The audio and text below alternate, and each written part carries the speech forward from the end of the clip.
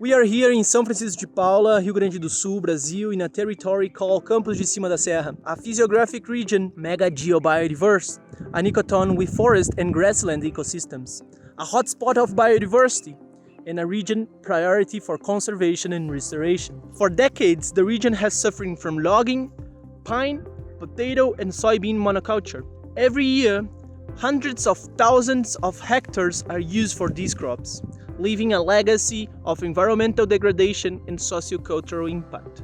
With this in mind, we are invested in restoration of this landscape with a combination of nature-based solutions, combining ecological restoration with regenerative agriculture, aiming to transform it into a more resilient, adaptive, and sustainable agroecosystem, while collaborating on projects with third parties. In the past months, we have offered a training in agroecological agroforestry systems with a special focus on socio-biodiversity products. At this training, we hosted 40 people, including family farmers, rural youth, researchers, rural technicians, people who work with socio-biodiversity products, and representatives of socially vulnerable groups. Present were people between 25 and 76 years old, generating a very diverse audience coming from 14 different regions. There were 6 days of workshops with more than 50 hours of classes divided into 3 modules. The first module focused on the introduction to agroforestry principles and fundamentals, thus providing participants with the ability to read the landscape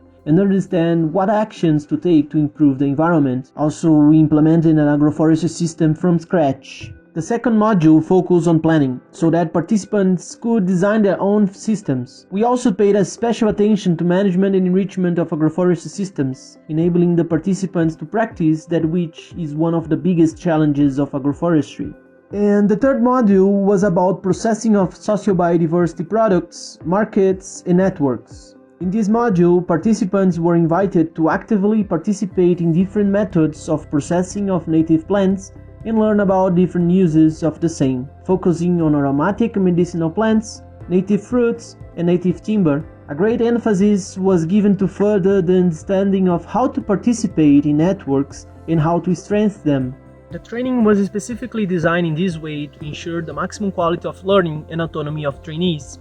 We aim to demonstrate a complete understanding of the value chain involved in conservation and restoration of native vegetation. We demonstrate the enormity of commercial value potential available through engagement with socio-biodiversity products, which in turn generates a constant stream of income for those involved. Altogether, we worked with more than 110 different species of plants, among trees, bushes, herbs, and annual crops.